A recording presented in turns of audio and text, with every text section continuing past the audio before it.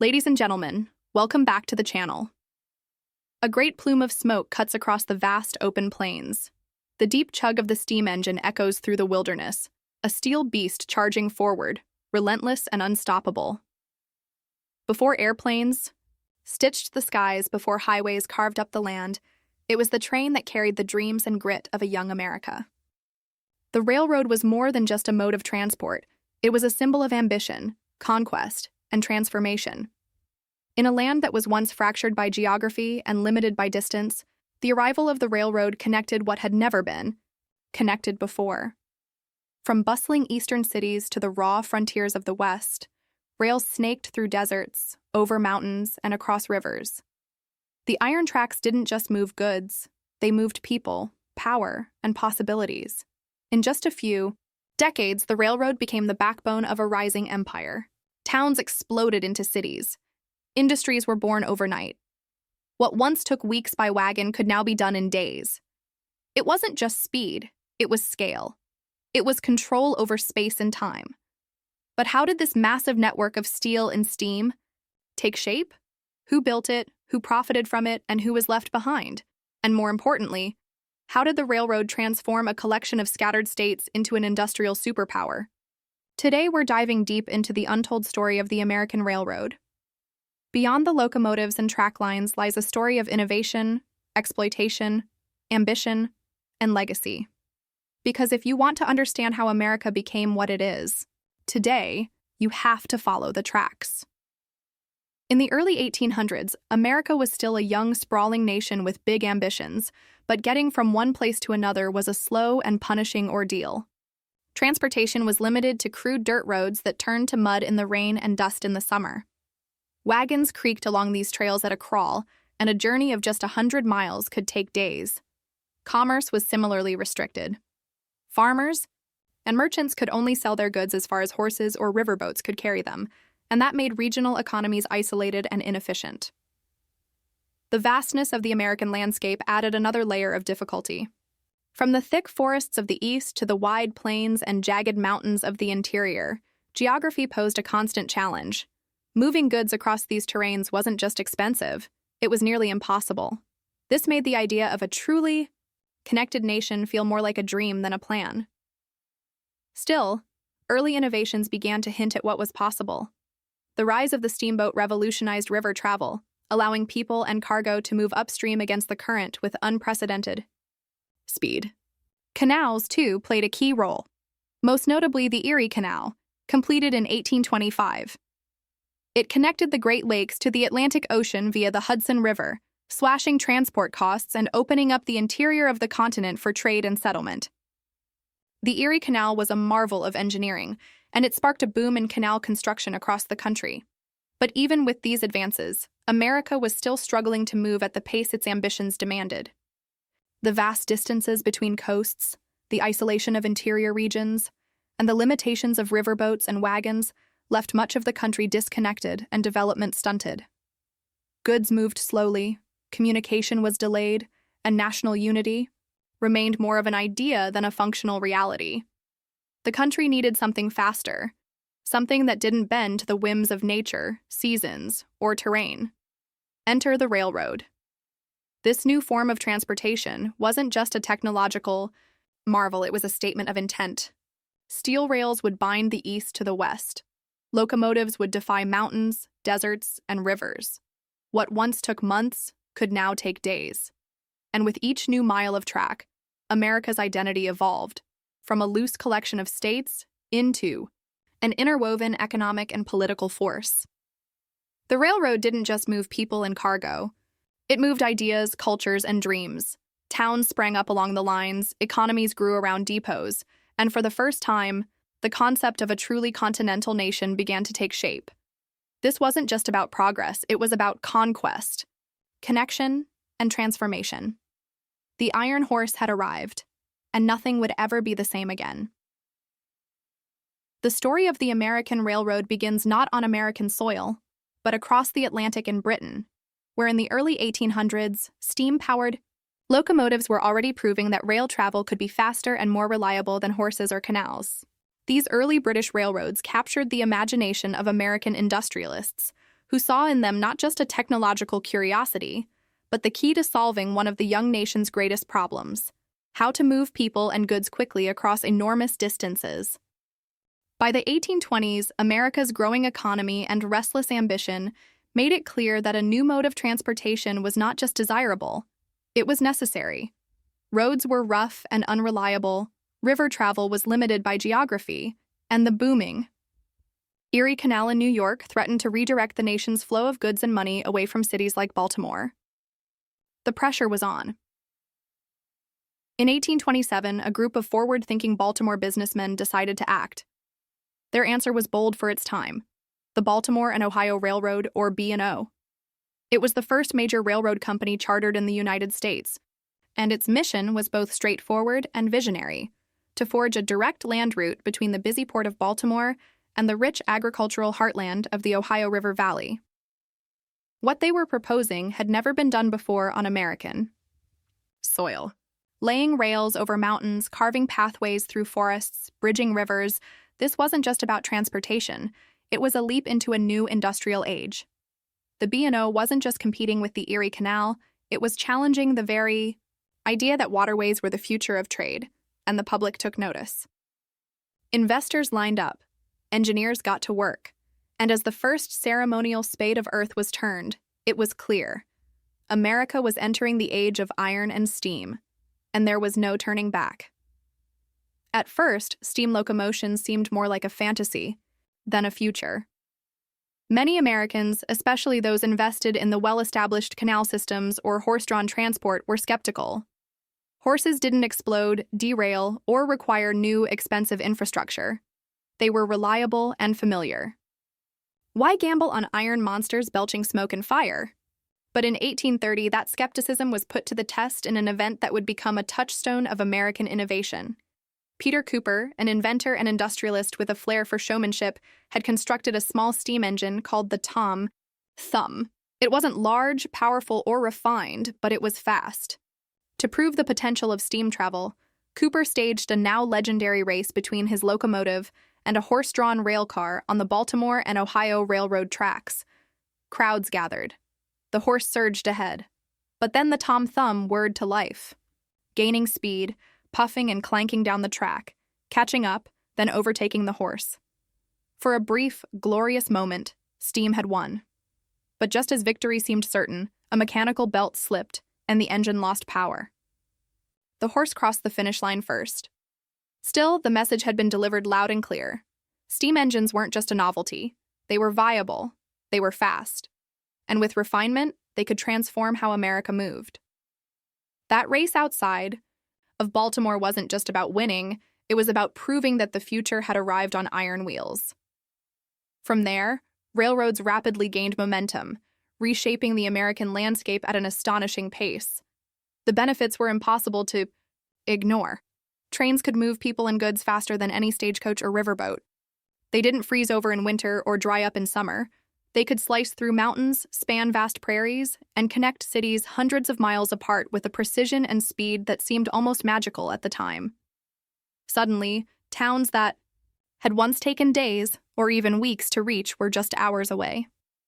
Time shrank. Distance collapsed. A farmer in Ohio could ship wheat to New York before it spoiled.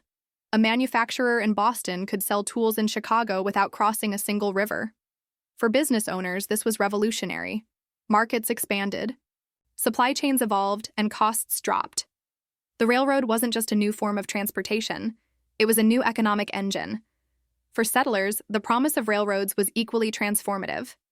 Now, moving west didn't mean vanishing into isolation. It meant heading towards something. New land, yes, but also new towns, rail depots, and connections to friends and family back east.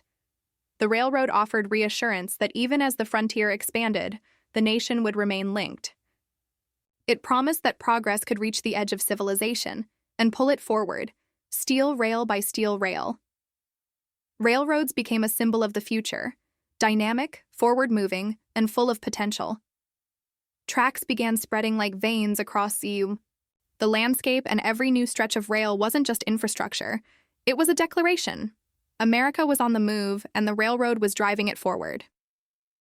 As the rails pushed westward, They weren't just laying down steel, they were laying the foundation for an entire ideology. The railroad became a physical embodiment of manifest destiny, the belief that America was destined, divinely ordained even, to expand from the Atlantic to the Pacific. It wasn't just about transportation anymore, it was about national identity, about claiming and taming the vast and wild frontier. The train became the tool that turned open wilderness into opportunity, bringing settlers, merchants, and dreamers into lands that had once seemed unreachable. To make that vision real, the U.S. government threw its full weight behind the railroad industry. Through massive land grants, companies were handed millions of acres, sometimes more land than they could reasonably use, on the condition that they build rail lines across the country. These companies could then sell portions of that land to settlers and investors, using the profits to finance construction.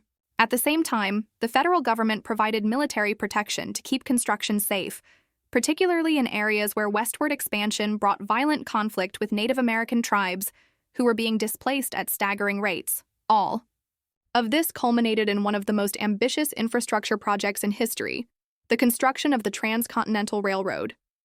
Authorized by the Pacific Railway Act of 1862 and completed in 1869, it connected the Central Pacific Railroad from California with the Union Pacific Railroad from Nebraska. The two lines met at Promontory Summit, Utah, where the ceremonial golden spike was driven into the ground, symbolically uniting the coasts. What had once taken months of hazardous travel by wagon or ship could now be done in about a week, safe, fast, and direct. But the story of this railroad isn't complete without the people who built it. The work was brutal and relentless. On the western half of the line, thousands of Chinese immigrants toiled in treacherous conditions, blasting through the Sierra Nevada mountains with hand tools, black powder, and sheer determination. Many faced racism, discrimination, and dangerous working conditions, often for lower pay than their white counterparts. On the eastern half, Irish immigrants, freedmen, and Civil War veterans made up the bulk of the workforce. They battled heat, cold, disease, and the constant risk of injury or death from explosions, accidents, and ambushes. Life in the railroad camps was rough and often lawless. Makeshift towns popped up along the route, filled with saloons, brothels, gamblers, and hustlers. Cultural clashes were common, between workers of different nationalities, between laborers and management, and between settlers and native tribes whose land was being cut through, carved up, and claimed without consent. Still, the work pressed on. Driven by profit, patriotism, and the promise of a united continent, the railroad forged ahead. And when the last spike was driven, it wasn't just a connection of rails, it was a transformation of a nation. The West was no longer a distant frontier.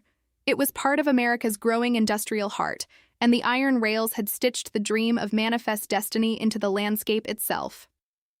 The completion of the railroad didn't just connect the country, it supercharged its economy. Almost overnight, commerce exploded. Goods that once took weeks or months to transport could now travel coast to coast in a matter of days. Farmers in the Midwest could send grain to markets in New York. Miners in the Rockies could ship ore to factories in Pennsylvania. Cattle ranchers in Texas could get their livestock to Chicago's booming meatpacking plants faster than ever before. The country's vast natural resources were no longer locked away. They were now part of a national supply chain. Along the rail lines, new towns and cities sprang up almost overnight, each one a potential hub of trade, manufacturing, or agriculture. Railroads didn't just go where people lived. People moved to where the railroads went. Entire economies formed around stations, depots, and junctions. Industries like steel, timber, coal, and oil all surged as they fed the needs of the railways and benefited from their ability to distribute products on a massive scale. Even time itself had to be reinvented. Before railroads, local towns each kept their own time based on the sun, but with trains running on strict schedules, this became chaos. The solution was radical. In 1883, the United States was divided into 4 standardized time zones. Suddenly, clocks across thousands of miles were synchronized. Another way the railroad didn't just move goods, but reshaped how people experienced reality. As the railroad reshaped the economy, it also created a new class of American elite, the railroad tycoons and industrial magnates who capitalized on this rapidly expanding network. Men like Cornelius Vanderbilt, who built a shipping empire before turning his focus to railroads and consolidating entire networks under his control. Andrew Carnegie, who saw how vital steel was to railroad construction and built a steel empire that would make him one of the richest men in history. John D. Rockefeller, whose oil refineries relied on the railroads to transport petroleum across the country, and who, in turn, negotiated cutthroat deals with railroad companies to ensure his domination of the oil industry. These men, and others, like them, didn't just become wealthy, they became powerful, often more influential than elected officials. They dictated terms to entire markets, influenced legislation, and in many ways shaped the fabric of the American economy. The railroads were their golden veins, pumping capital and control into every corner of the nation. This era of rapid economic growth and extreme wealth disparity became known as the Gilded Age, a time when everything glittered on the surface. But underneath was a world of exploitation, inequality, and industrial chaos. And at the center of it all were the railroads, the literal and symbolic backbone of American capitalism. Without the rails, the empire these tycoons built could never have existed. The railroad didn't just connect cities, it connected power to profit and profit to policy. It made fortunes, changed landscapes, and turned America into an industrial juggernaut. The railroad didn't just move steel and timber, it moved people, ideas, and entire ways of life. Suddenly, migration wasn't just for the brave or the desperate, it became mainstream. Families from crowded eastern cities packed up and headed west in search of land, opportunity, and a better life. Immigrants arriving in New York and Boston could now travel deep into the interior, helping to settle new towns or work in newly booming industries. The railroad turned the vast, untamed wilderness into something reachable, and that promise of movement, of progress, fed directly into the growing mythology of the American dream. But with that migration came profound consequences.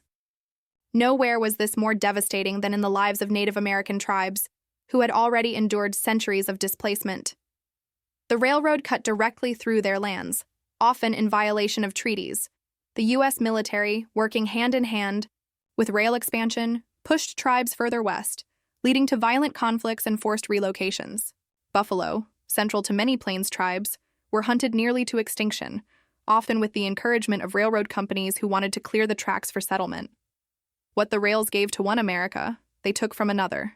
Entire cultures were fractured, and the legacy of this displacement is still felt today. Yet at the same time, the railroad also transformed the culture and imagination of the nation. It became the backdrop, and sometimes the main character, in the stories that define the American frontier. It gave rise to the legend of the Wild West, filled with cowboys, settlers, outlaws, and sheriffs.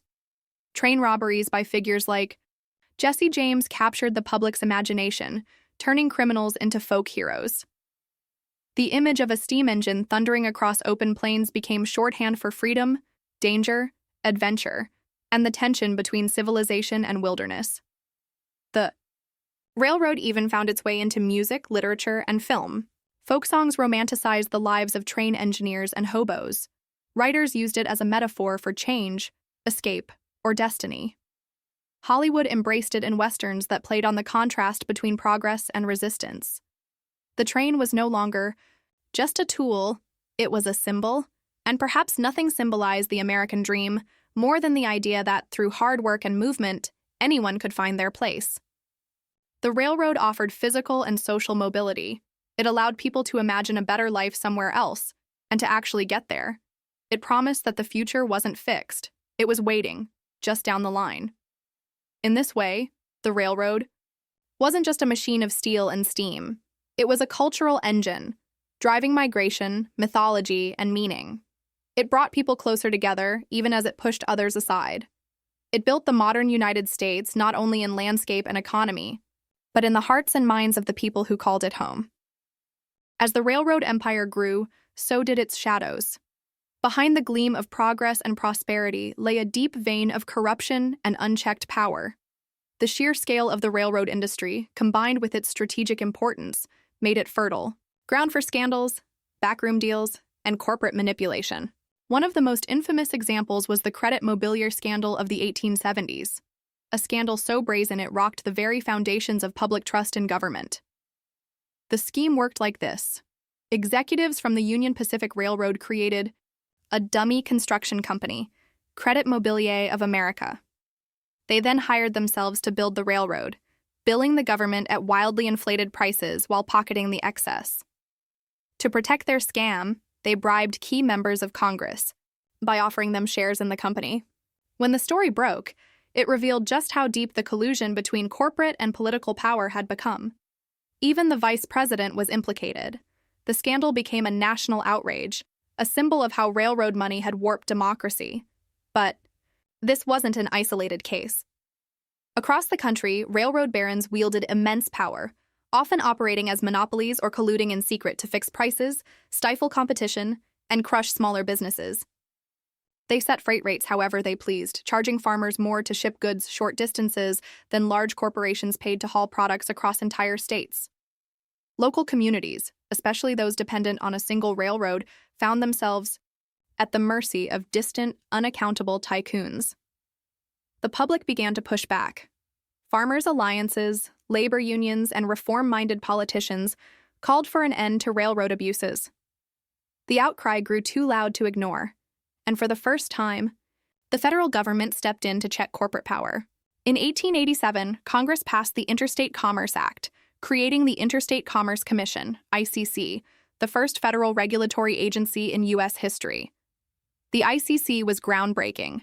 It marked a shift in how America dealt with big business, signaling that some industries were too powerful and too essential to be left entirely to the free market.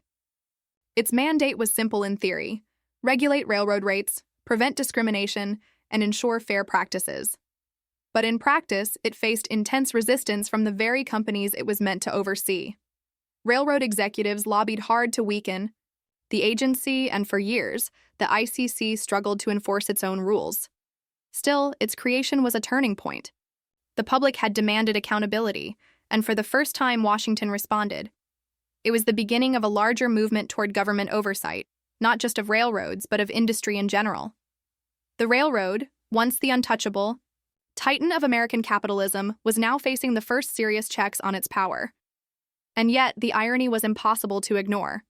The railroad, this marvel of engineering and ambition, did more than just connect cities and markets. It connected power to profit in ways the country had never seen before. The same tracks that carried settlers and goods across the continent also carried the weight of corruption, exploitation, and inequality. Railroad tycoons like Cornelius Vanderbilt, Jay Gould, and Leland Stanford amassed enormous fortunes, often manipulating stock prices, politicians, and entire towns in the process. Land grants were handed out by the millions of acres, and bribes flowed freely in state legislatures and Congress. The infamous Credit Mobilier scandal of the 1870s laid bare how deep the collusion ran between business and government. Laborers, many of them immigrants, especially Chinese workers in the West, faced brutal conditions, low pay, and dangerous work. Entire communities were shaped, or destroyed, by the whims of railroad companies deciding where to lay track and where to skip. In this way, the railroad was both a lifeline and a leash, an engine of opportunity for some and a machine of exploitation for others. The story of the American railroad is one of progress, but also a mirror reflecting the darker undercurrents of that progress. It made America bigger, faster, and richer. But it also asked hard questions about who benefited, who paid the price, and how far a nation should go in the name of advancement. In the end, the railroad became more than just a tool of transportation. It became a symbol of the American paradox, the pursuit of greatness, shadowed by the cost of getting there. The story of the American railroad didn't end with the last spike or even the last golden age of steam. Its legacy stretches far beyond the 19th century, woven deep into the fabric of modern transportation, warfare, and commerce. In many ways, the railroad laid the very groundwork for the systems we now take for granted. Highways, subways, air freight, all trace part of their DNA back to the iron rails that first connected the continent. In terms of infrastructure, the railroad defined how we think about large-scale logistics. It introduced the concept of national transportation corridors, shaping not just travel, but entire economies around mobility and distribution. The routes it carved often became the backbone for later developments. Interstate highways would follow, Similar paths and urban transit systems grew from the sprawl created by commuter lines. Without the railroad's early template of connectivity, modern America's geographic cohesion would look very different. Its strategic importance was also crystal clear in times of war.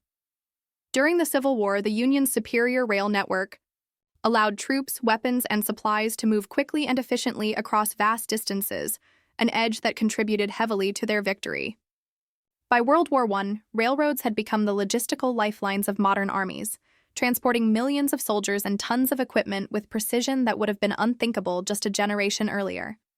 Railroads didn't just move goods, they moved wars, victories, and entire nations.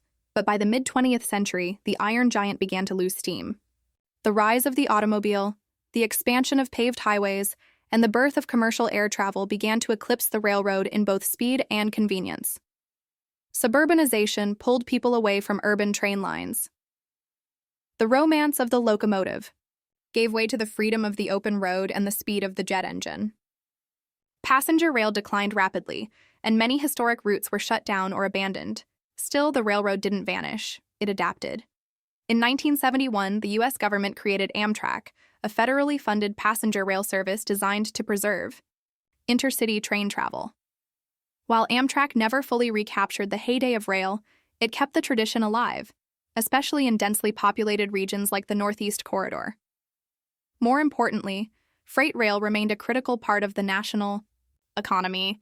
In fact, America's freight system is one of the most efficient in the world, moving everything from coal and cars to Amazon packages and grain across thousands of miles every day. Today, there's even talk of revival, as climate change and infrastructure reform dominate national debates. Trains are once again being seen as part of the solution. High-speed rail projects, though controversial and expensive, represent a return to that old promise: fast, efficient, and sustainable movement of people across great distances. So while the golden age of the railroad may be behind us, its legacy rolls on. It changed not just how we move, but how we live, fight, build, and think. The railroad didn't just connect America, it imagined it, shaped it, and in many ways continues to define it. Its tracks may be steel, but its imprint is permanent. The why story of the American railroad is more than a tale of steel and steam. It's a story of transformation. In just a few decades, it turned a scattered, fledgling republic into a unified industrial power. It bridged mountains, deserts, and rivers, connected cities to farmlands, and people to opportunity. It shrunk the nation, not in size but in time, bringing distant places within reach and making the impossible feel inevitable. The railroad didn't just carry passengers and cargo, it carried the future on its back. Its impact reshaped the economy, driving the rise of powerful industries, mass production, and national markets. It changed how wars were fought and won.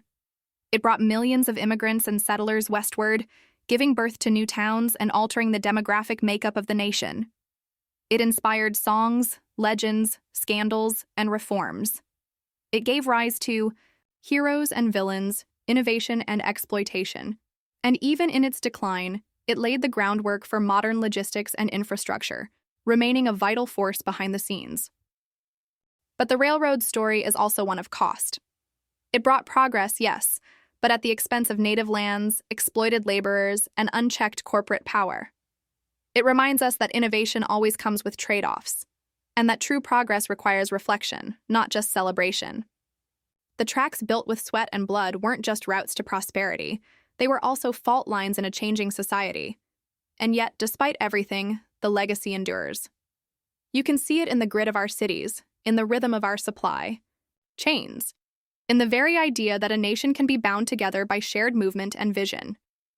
The railroad was, and still is, a symbol of what's possible when ambition meets invention.